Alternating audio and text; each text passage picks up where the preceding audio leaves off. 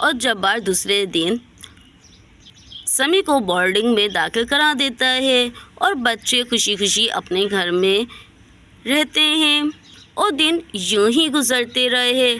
और अब साइकिल की जगह पर मोटर साइकिल आ जाती है और अब सारे बच्चे जवान हो जाते हैं। नीली की शादी हो जाती है और आदिल की बीवी घर पर आ जाती है। आदिल की शादी हो जाती है और ये परिवार बहुत हंसी खुशी अपनी ज़िंदगी गुजार रहा होता है।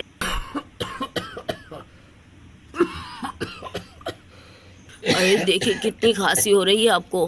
कितनी बार कहा है कि थोड़ा आराम किया करे, अब इतना काम मत किया करें। माशाल्लाह आपके दो जवान बेटे हैं, आप उनसे काम करवाया करें, थोड़ा आराम भी करा करें।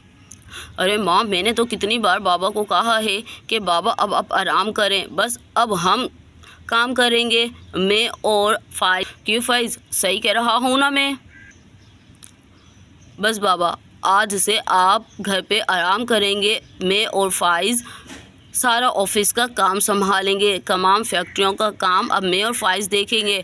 बस अब आपने आराम करना है और कुछ नहीं। आपके बच्चे हैं ना? अरे ठीक है बाबा, ठीक है, तुम लोग कल से ऑफिस में सारा काम संभाल लेना। और अब जब्बार ज़्यादा टाइम अपने घर पे गुजारता अपनी बीवी नादरा के साथ और किचन का सारा काम नादरा की बहू करती और घर के सारे इंतज़ामात नादरा की बहू देख। और नादरा और जब्बार सारे दिन बैठे रहते और एक दूसरे से बातें करते। अरे देखिए हमारे बहू बेटे कितने अच्छे हैं, अब इस बुढ़ापे में हमें आराम दे रहे हैं। बस अब हम बैठे बैठे काम कुछ नहीं करेंगे, बातें करेंगे, घूमेंगे फिरेंगे। क्या ख्याल है? काफ़ी टाइम से आपने तो मुझे बाहर शॉपिंग भी नहीं कराई। पहले कहते थे बेगम टाइम नहीं है, अरे अब तो टाइम ही टाइम है। चलिए ना, हम सिनेमा देख कर आते हैं, बाहर घूमते हैं, जवानी की याद को ताज़ा कर लेते हैं। अरे ये भी तुमने सही कही है। हाँ, कह तो सही रही हो, पहले काम की वजह से फुर्सत ही नहीं मिलती थी। चलो सही है, हम कल चलेंगे, सिनेमा देखेंगे, शॉपिंग कराऊंगा तुम्हें और खूब मज़े से घूमेंगे। क्या ख्याल है? या नादरा और जब्बार कल की प्लानिंग कर रहे होते हैं और कमरे में दोनों भाई बेटे बातें कर रहे होते। और तभी आदिल की बीवी सुरैया भी अंदर आ जाती है। खाना बन गया है, कहो तो खाना ले आओ यहाँ पर, या बाहर बैठकर खाएंगे? अरे नहीं, अभी हम खाना नहीं खा रहे और खाना तो बाहर सबके साथ ही खाएंगे। वैसे एक बात बोलूँ आप लोगों को, दोनों भाइयों को, अगर बुरा ना लगे तो? अरे क्या बात है सुरैया, क्या कहना चाहती हो? खुलकर बोलो। मैं तो बस ये कहना चाहती हूँ कि देखो, सारे काम तो आप दोनों भाई करते हो, बाबा तो पूरे दिन घर के अंदर बैठे रहते हैं। दोनों को तमाम कामों के लिए बाबा से चेक साइन करवाने पड़ते हैं, फाइलों पे साइन बाबा से करवाने पड़ते हैं। अरे क्यों ना आप लोग ये तमाम फैक्ट्रियां अपने नाम करा लो, ताकि आपको बार बार बाबा से साइन ना करवाने पड़े। वैसे भी ये सब कुछ तो है तुम्हारा ही ना। सुरैया की बात सुनकर दोनों भाई एक दूसरे को देखते हैं।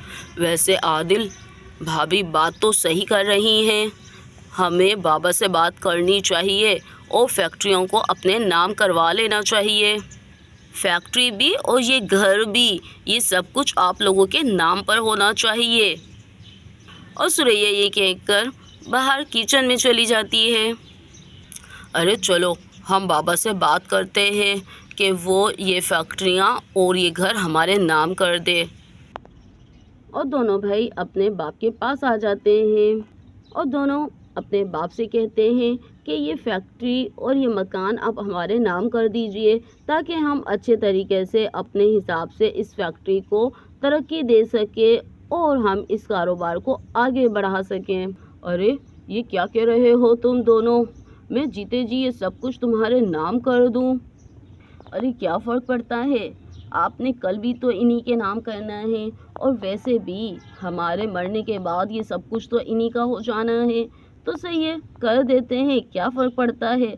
वैसे भी अब फैक्ट्री तो इन्हीं को चलानी है, सब कुछ इन्हीं को करना है, तो आप इनके नाम कर दें। क्यों बिला वजह का मूड ख़राब करना और दिल ख़राब करना। और यहाँ पर नादरा अपने शोहर को समझा देती है, ठीक है, अगर तुम कहती हो तो ठीक है, मैं इनके नाम कर देता हूँ। और यूँ तमाम फैक्ट्री और घर इन दोनों के नाम कर देता है। तो नाम करने के बाद क्या होता है ये देखेंगे हम कल। दोस्तों, कहानी पसंद आए तो सब्सक्राइब लाजमी कीजिएगा।